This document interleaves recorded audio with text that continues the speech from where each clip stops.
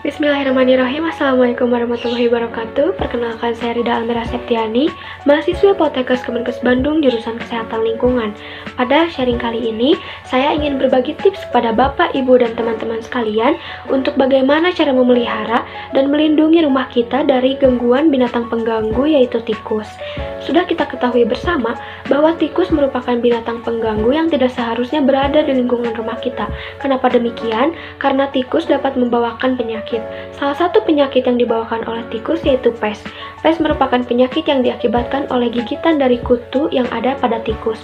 Oleh karena itu, jika di rumah Bapak, Ibu, dan teman-teman sekalian ada tikus, tidak menutup kemungkinan bahwa kutunya ikut menyebar luas. Oleh karena itu, kita harus melindungi rumah kita dari gangguan tikus tersebut.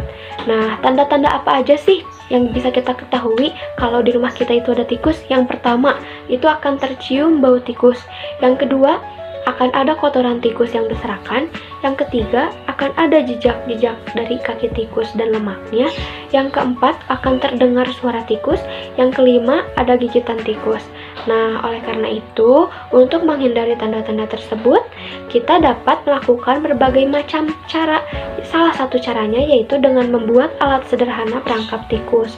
Di sini saya akan sharing dan berbagi tips bersama Bapak, Ibu, dan teman-teman sekalian tentang cara pembuatan alat perangkap tikus sederhana yang hanya menggunakan barang-barang yang pasti Bapak dan Ibu serta teman-teman sekalian punya di rumah. Bahkan barang tersebut sudah jarang digunakan. Nah, daripada jarang digunakan, barang-barang tersebut lebih baik dimanfaatkan dengan pembuatan alat sederhana perangkap tikus ini. Dan cara pembuatannya adalah sebagai berikut. Nah, alat bahan yang digunakan yaitu sebagai berikut yang bisa Bapak Ibu temukan di rumah masing-masing: kardus, ember, solatip, dan juga gunting. Untuk langkah yang pertama yang kita lakukan yaitu mengangkat pegangan ember lalu mengkokohkannya dengan bantuan solatip. Untuk lapisan solatip sendiri bisa dilakukan berlapis-lapis agar lebih kokoh dan juga lebih kuat. Guna dari pembuatan ini yaitu sebagai tumpuan untuk jalannya tikus nanti yang akan kita buat selanjutnya.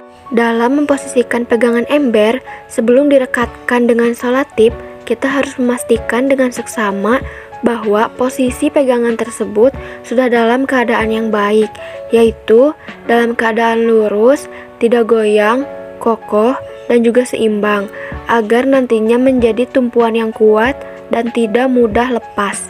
Nah, jika nantinya Bapak Ibu ingin membuat perangkap tikus seperti ini lagi, namun tidak mempunyai ember yang lebih, Bapak Ibu tidak usah risau dan bingung, karena alat seperti ini bisa menggunakan tempat apapun yang sudah tidak digunakan oleh Bapak Ibu untuk dijadikan perangkap tikus, agar lebih bermanfaat juga nantinya. Lalu bagaimana nih untuk tumpuan yang dibuat sekarang ini?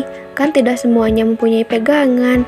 Nah, Bapak Ibu bisa menggunakan cara lain seperti penggunaan potongan kawat, potongan besi, dan juga potongan kayu yang bisa dijadikan sebagai tumpuan.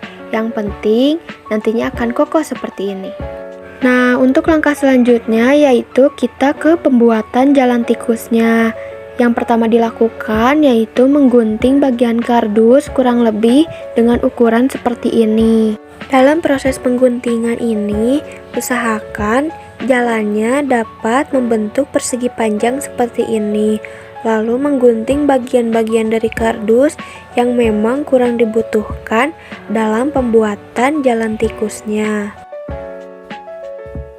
Nah, setelah kepengguntingan tadi, kita selanjutnya menempelkan atau memasang jalan tikusnya kepada tumpuan yang sudah kita siapkan sebelumnya. Usahakan dan pastikan penempelan ini dapat terpasang dengan kokoh dan juga kuat. Nah, untuk bagian ujungnya kita perbuat lemah seperti ini agar tikusnya dapat terjatuh dengan cepat. Lalu selanjutnya Bapak Ibu dapat membuat jalan tikus seperti ini. Nah, yang selanjutnya yaitu kepenaburan umpan. Di sini saya mencontohkan menggunakan beras. Namun Bapak Ibu bisa menggunakan bahan apapun yang dimiliki di rumah masing-masing. Bisa menggunakan makanan manis atau keju.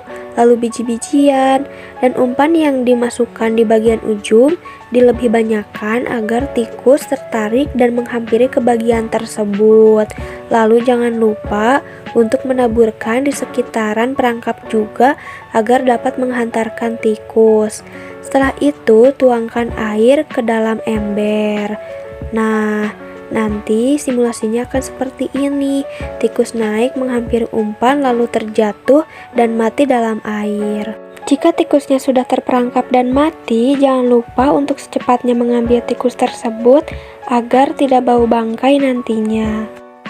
Nah, jadi seperti itu cara pembuatan perangkap tikus sederhana yang bisa saya sharing kepada Bapak, Ibu, dan teman-teman sekalian. Semoga bermanfaat. Jangan lupa untuk selalu menjaga kesehatan diri kita dan juga lingkungan kita. Wabillahi taufiq wal hidayah. Wassalamualaikum warahmatullahi wabarakatuh.